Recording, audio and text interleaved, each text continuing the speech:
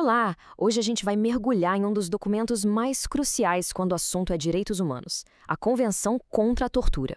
Mas afinal, o que ela diz na real? E mais importante, como é que ela funciona na prática? Bora decifrar isso. Para começar, vamos direto na base de tudo. Essa citação aí que abre a convenção, ela não tá ali só de enfeite, sabe?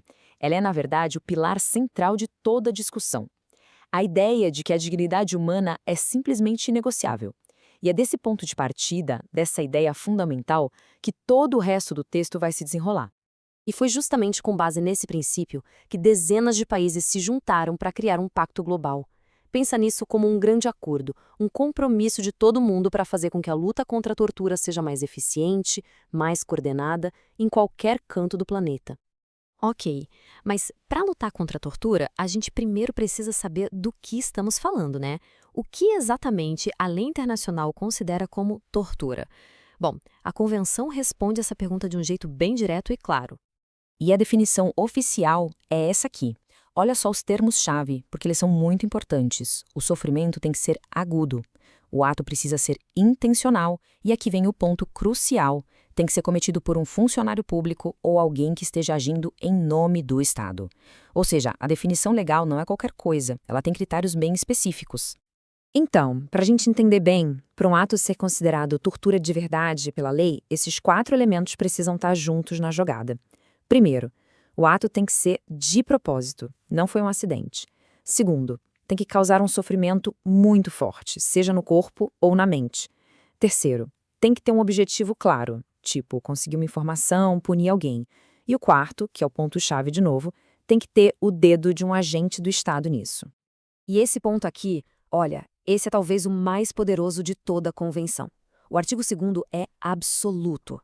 Ele basicamente diz que não tem desculpa. Não importa se o país está em guerra, se tem instabilidade política, qualquer tipo de emergência, nada, absolutamente nada pode ser usado para justificar a tortura. É uma proibição total, incondicional, sem exceções. Ok, então a proibição é super clara. Mas assinar esse tratado não é só um gesto simbólico, sabe? Não é só para o país dizer que assinou. Isso aí impõe deveres muito concretos, obrigações que têm força de lei para cada nação que ratifica. E que deveres são esses? Vamos dar uma olhada. Bom, essas obrigações podem ser resumidas em 4 ações principais. Primeiro, prevenir. Isso significa treinar policiais, militares e ficar sempre de olho nas regras de interrogatório. Segundo, criminalizar. Ou seja, a tortura tem que virar um crime grave na lei do país, com punições à altura. Terceiro, punir. Aqui entra o princípio de processar ou extraditar, para que quem comete tortura não encontre um lugar seguro para se esconder. E quarto, proteger. Um país não pode, de jeito nenhum, mandar alguém para um lugar onde essa pessoa corra risco de ser torturada. Até aqui, a gente focou muito no que os países têm que fazer, né? Nos deveres dos estados. Mas agora, vamos virar a chave. Porque a Convenção é, na sua essência, sobre os direitos das pessoas, especialmente das vítimas. Vamos ver o outro lado dessa moeda. E aqui a gente vê uma conexão muito direta. Para cada direito da vítima, existe um dever correspondente do Estado. Por exemplo, se a vítima tem o direito de fazer uma queixa, o Estado tem a obrigação de investigar na hora e de forma justa. Se a vítima tem direito à reparação, o Estado tem que garantir isso. E um ponto fundamental, qualquer prova obtida sob tortura simplesmente não pode ser usada num tribunal. É inválida. Tudo isso soa muito bem no papel, não é? Mas sempre fica aquela pergunta: quem é que fiscaliza?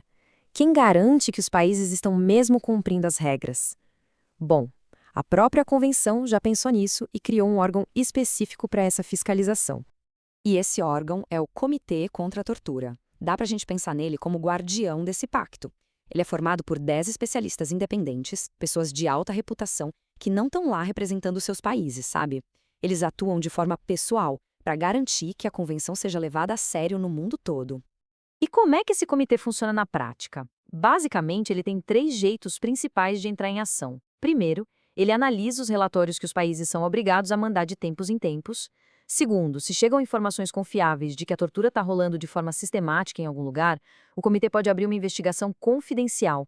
E terceiro, nos países que autorizam, ele pode até receber queixas diretamente de indivíduos. E com isso, a gente chega no ponto final, numa reflexão importante. A Convenção, sem dúvida, é uma ferramenta legal poderosíssima, é um norte moral para o mundo todo, ela deixa as regras do jogo muito claras. Mas a grande questão, o desafio que nunca acaba é: quem garante que tudo isso sai do papel e vira realidade no dia a dia, em cada centro de detenção, em cada sala de interrogatório? A resposta talvez esteja na vigilância constante de toda a sociedade. Valeu por acompanhar essa análise até aqui.